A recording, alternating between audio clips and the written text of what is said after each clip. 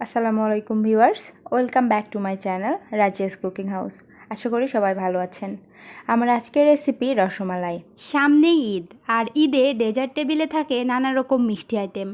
তার মধ্যে যদি হয় রসমালাই, এই রসমালাই ছোট থেকে বড় আমরা সবাই অনেক পছন্দ করি। এজন্য আমি আজকে তৈরি করে দেখাবো কিভাবে ছানা দিয়ে ঘরেই মিষ্টির দোকানের মতো পারফেক্ট রসমালাই তৈরি করতে হয়। দোকানের মতো বললে ভুল হবে, কারণ দোকানের কেনা রসমালাই ঘরে তৈরি রসমালাইয়ের মতো স্বাস্থ্যকর হয় না।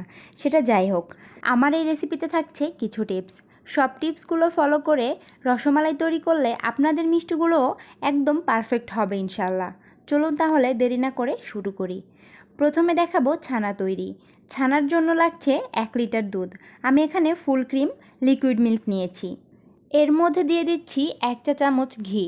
এখানে ঘি দেওয়ার কারণ এক্সট্রা ফ্যাট দিলে ছানাটা অনেক বেশি সফট হয়, আর তাতে মিষ্টিগুলো পারফেক্ট হবে। যে কোনো মিষ্টি তৈরির জন্যই ছানা পারফেক্ট হওয়াটা খুবই ইম্পর্ট্যান্ট, কারণ ছানা পারফেক্ট না হলে মিষ্টি কখনোই ভালো হবে না।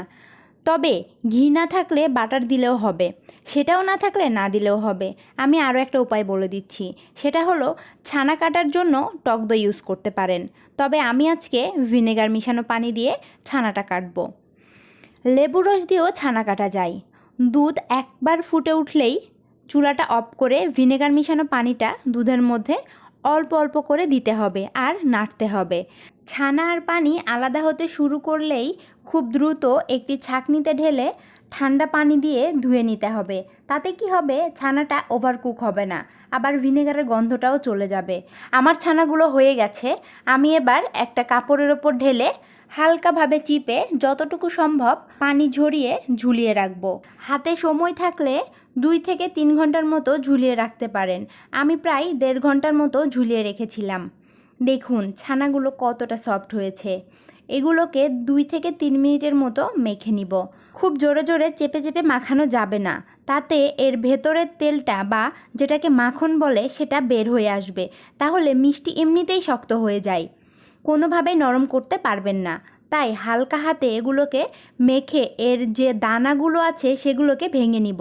আমার ছানা মাখানো শেষ, এখন শেপ দেব। রসমালাইয়ের মিষ্টি সাধারণত ছোটই হয়, তাই ছোট ছোট করে মিষ্টিগুলো বানিয়ে নিব। দেখুন কিভাবে বানাচ্ছি। স্মুথ করে মিষ্টিগুলো বানাতে হবে, যাতে কোনো ফাটল না থাকে। ফাটল থাকলে সেখানে ফেটে যাওয়ার সম্ভাবনা থাকে। আমি লম্বা ও গোল 2 রকম মিষ্টি বানিয়ে নিয়েছি। আপনারা আপনাদের পছন্দ মতো শেপ দিতে পারেন। দেখুন আমার সবগুলো মিষ্টি বানানো হয়ে গেছে। এগুলোকে এখন চিনির শিরায় বয়েল করতে হবে। এর জন্য আমি নিয়েছি 1 কাপ চিনি আর 4 কাপের বেশি পানি, আর দিলাম 2টা এলাচি। পানির পরিমাণ বেশি দিতে হবে। চিনির শিরা ঘন হলে মিষ্টিগুলো শক্ত হয়ে যাবে। পানি একবার ফুটে উঠলে মিষ্টিগুলো এর মধ্যে দিয়ে দিব। ঢেকে হাই হিটে রান্না করব 5 মিনিট। এরপর ঢাকনা খুলে ঝাঁকিয়ে দিব, যাতে মিষ্টিগুলো সব সাইড থেকে ভালোভাবে কুক হতে পারে। আবার ঢেকে রান্না করব 10 মিনিট। এবার চুলার জাল থাকবে মাঝারি। আমার মিষ্টিগুলো সিদ্ধ হয়ে গেছে। আমি একটা চেক করে দেখাচ্ছি। একটি বাটিতে নর্মাল পানি নিয়ে মিষ্টি দিয়ে দিব। দেখুন আমার মিষ্টিটা নিচে পড়ে গিয়েছে। ওপরে ভেসে থাকলে বুঝবেন মিষ্টিটা হয়নি, তখন আরও কিছুক্ষণ জাল করতে হবে। এখন মিষ্টিগুলো রস থেকে তুলে ঠান্ডা করতে হবে। এই গরম শিরায় থাকলে মিষ্টিগুলো শক্ত হয়ে যাবে। এবার রসমালাইয়ের মালাই তৈরি করতে হবে। এর জন্য নিয়েছি 1 লিটার ফুল ক্রিম মিল্ক। চুলার জালটা বেশি রেখে চুলার পাশে থেকে অনবরত নেড়ে নেড়ে প্রায় অর্ধেক করে নিব। এরপর এর মধ্যে অ্যাড করব কনডেন্স মিল্ক। কেউ চাইলে চিনিও দিতে পারেন। আমি প্রায় 1/3 কাপ কনডেন্স মিল্ক নিয়েছি। যে যেমন মিষ্টি পছন্দ করেন সে অনুযায়ী চিনি বা কনডেন্স মিল্ক অ্যাড করতে পারেন। আমার মালাইটা রেডি। এবার মিষ্টিগুলো আমি একটু দেখাচ্ছি এখন কেমন, রসটা চিপে নেওয়ার পর। মিষ্টিগুলো এই ফুটন্ত মালাইয়ে দিয়ে চুলাটা অফ করে দিব। জাল করার প্রয়োজন নেই।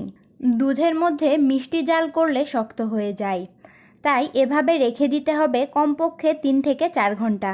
তবে চাইলে এই পর্যায়েও খেতে পারেন, কিন্তু রেখে দিলে রসমালাইয়ের রসগুলো মিষ্টির ভেতরে ভালোভাবে ঢুকতে পারে আর রসমালাইয়ের যে পারফেক্ট টেক্সচার সেটা চলে আসে। আমি প্রায় 7 থেকে 8 ঘন্টা রেখেছিলাম। আমার রসমালাইয়ের টেক্সচারটা দেখুন, একদম পারফেক্ট হয়েছে আর মিষ্টিগুলো রসে ভরে গেছে। আমি কেটে দেখাচ্ছি, দেখুন কতটা সফট আর স্পঞ্জি হয়েছে।